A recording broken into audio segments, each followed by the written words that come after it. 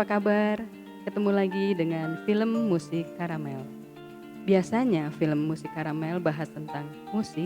Kali ini film musik karamel akan bahas tentang kisah nyata yang sedang viral di Korea Selatan. Oke deh, gak usah lama-lama lagi. Kita mulai aja. Tapi sebelumnya tolong dong subscribe dan share video ini biar kita akan semakin semangat membuat video-video yang lebih baik lagi. Terima kasih. Kasus meninggalnya bayi Jung-in sebenarnya terjadi pada tahun 2020. Bayi Jung-in meninggal pada tanggal 13 Oktober tahun 2020. Kenapa berita ini baru viral sekarang? Karena berita ini viral setelah sebuah stasiun televisi di Korea Selatan mengunggah dalam satu programnya yang berjudul Unanswered Question, di mana cerita tentang penganiayaan yang dilakukan oleh kedua orang tua adopsi dari Jung-in.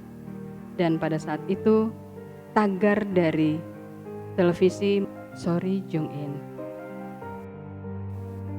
Setelah adanya program televisi ini dalam semalam langsung menjadi trending di seluruh Korea Selatan. Bahkan menjadi trending secara internasional setelah berita ini diunggah oleh Jimin BTS di akun pribadinya di Weverse yang bertagar Sorry Jung-in. Kemudian banyak orang di luar sana mencari berita apa sebenarnya dengan tagar Sorry Jung-in. Jung-in adalah anak adopsi dari pasangan Jang dan An. Sementara pasangan Jang dan An ini sudah mempunyai seorang anak perempuan yang berumur kira-kira sekitar 4 tahun. Kekerasan yang diterima oleh Jung-in sebenarnya sudah terjadi sejak umur Jung-in 6 bulan. Kekerasan dilakukan oleh ayah dan ibu adopsinya. Dan kekerasan ini diketahui oleh pengasuh atau pengajarnya di daycare, di mana mereka melihat tubuh Jung-in penuh dengan lebam. Dan akhirnya mereka pun mengamati banyak sekali yang mereka lihat ada perubahan di diri Jung-in. Di antaranya Jung-in diberikan makanan apapun atau minuman apapun dia tidak mau terima. Badannya begitu lemah. Dan akhirnya pengajar mengambil kesimpulan bahwa ini sudah terjadi sesuatu dan mereka melaporkannya ke polisi pada bulan Mei.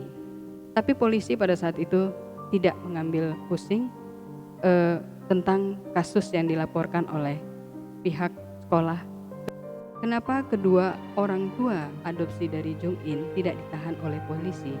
Karena pada saat itu polisi menginvestigasi kedua orang tua bayi Jung-in, menanyakan kenapa penyebab lebam-lebam di tubuh Jung-in, dan mereka mengatakan bahwa kami minta maaf, itu adalah kelalaian.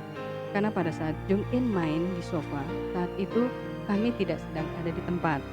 Ya, ayahnya sedang melakukan pekerjaan lain dan saya pun melakukan pekerjaan lain. Begitu kata ibu dari Jung-in. Jadi pada saat itu Jung-in jatuh pun kita tidak tahu. Jadi kami mohon maaf. Ini bukan karena apa-apa, karena memang kelalaian kami. Karena alasan seperti itu, polisi tidak bisa menahan kedua orang tua angkat Jung-in. Karena dianggapnya bukan suatu penganiayaan.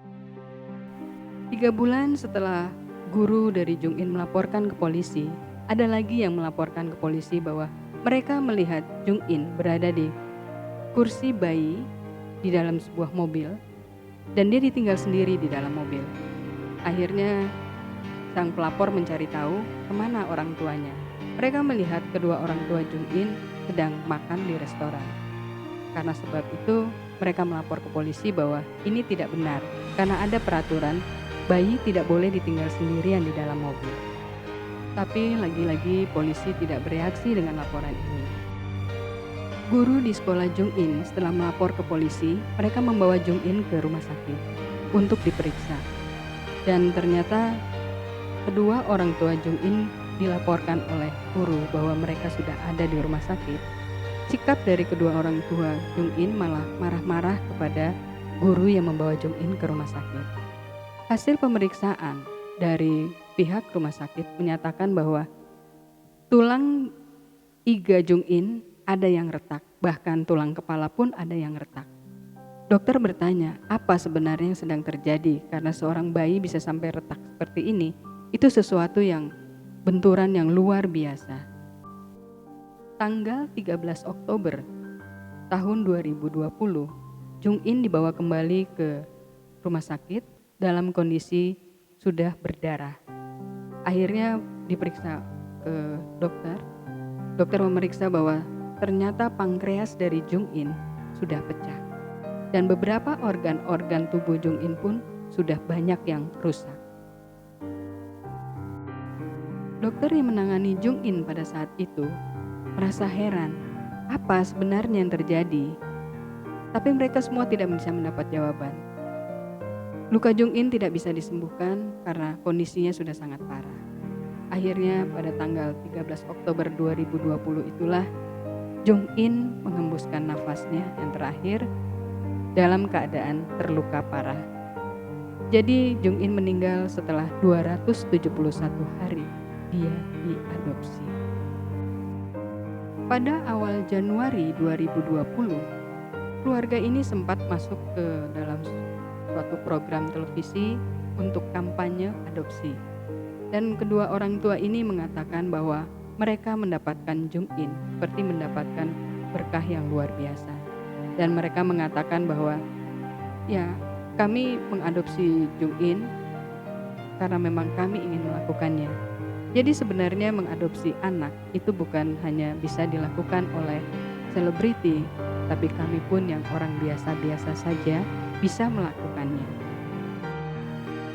Sejak kematian Jung In viral, akhirnya pemerintah Korea Selatan memperketat syarat-syarat calon orang tua adopsi.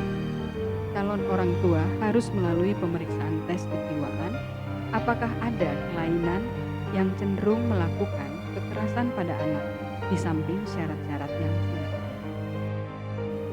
Kemudian Jung In dibuatkan akun Instagram oleh ibunya yang berisikan foto-foto kegiatan Jung In di rumah ataupun di sekolah. Perdana Menteri Korea Selatan, Chung Sye-kyu, segera membentuk tim khusus untuk kekerasan pada anak yang digabungkan di dalam Agensi Polisi Nasional. Dan juga pekerja sosial diberikan kewenangan lebih luas untuk investigasi. Hasil otopsi yang dikeluarkan oleh pihak rumah sakit yang dilansir oleh Koreabu, Jung In meninggal karena kerusakan pada abdomen atau perut karena kekuatan pukulan atau tekanan dari luar. Untuk kerusakan organ yang dialami oleh Jung In diperlukan kekuatan sebesar 3.800 Newton sampai dengan 4.200 Newton. Ini untuk anak usia 3 tahun. Kemudian dilakukan percobaan lain oleh seorang karyawati, menjatuhkan manekin atau boneka, menginjak manekin atau boneka sampai hancur, bahkan melompat dari sofa ke atas manekin sampai hancur. Ternyata dari semua itu mereka untuk menghancurkan sebuah manekin hanya memerlukan kurang dari 3.800 Newton. Kemudian dilakukan lagi percobaan dengan memanggil seorang petinju profesional untuk menghancurkan sebuah manekin yang disandarkan ke dinding. Setelah seorang petinju profesional menghancurkan manekin yang disandarkan ke dinding, ternyata memerlukan tekanan sebesar 4.300 Newton. Saat ini kedua orang tua Jung In sudah ditahan oleh pihak berwajib dan mereka sedang menunggu proses untuk di pengadilan. Pada saat investigasi, ternyata Jang, ibu dari Jung In, merekam video pada saat mereka melakukan kekerasan atau pelecehan terhadap Jung In sebanyak 800 video. Kekerasan pada anak secara global dilansir oleh WHO dalam 1 tahun terakhir ada lebih dari 1 miliar anak di dunia usia 2-17 tahun mengalami kekerasan fisik, seksual, emosional, atau ditelantarkan oleh orang tua. Para korban ada yang meninggal dunia, luka parah, sampai kerusakan otak. Target WHO tahun 2030, semua kekerasan, eksploitasi anak, penjualan anak, dan semua bentuk kekerasan lainnya harus sudah bisa dihentikan. Tapi, diminta juga dukungan dari masyarakat untuk membantu program WHO ini di lingkungannya masing-masing. Strategi WHO disingkat menjadi INSPIRE. I yaitu hukum yang lebih ramah kepada anak, seperti melarang kekerasan dalam bentuk kedok disiplin kepada anak dan membatasi akses pada alkohol dan senjata api. N norma dan perubahan nilai seperti ada pernyataan perempuan memang minta diperkosa, atau anak laki-laki wajar melakukan kekerasan. S. Safe environments atau lingkungan yang aman dan bisa saling dukung sehingga ketika terjadi kekerasan pada anak bisa dilaporkan pada pihak berwajib. P. Parental caregiver support didukung lebih pada orang tua seperti ketersediaannya daycare atau rumah penitipan anak dan berbagai pelatihan untuk kesiapan menjadi orang tua. R. Response Services Provision atau respon cepat untuk anak-anak yang jadi korban kekerasan seperti hotline atau call center yang bisa diakses langsung oleh anak-anak. E. Education and life skill memastikan anak punya pendidikan dan skill yang baik untuk bisa bertahan hidup. Guys, kalau dilihat dari program WHO pada poin P tentang ketersediaan daycare atau rumah penitipan anak, menurut film musik Karamel, ini peluang bisnis yang bagus dan bisa dipertimbangkan. Karena saat ini, keluarga, suami dan istri sama-sama sibuk bekerja. Jadi enggak. Oke guys, beritanya sampai di sini dulu. Nanti kita akan lanjutkan lagi kalau ada updatean berita dari Korea Selatan. Jangan lupa tolong untuk tekan subscribe dan share berita ini ke teman-teman Anda. Terima kasih.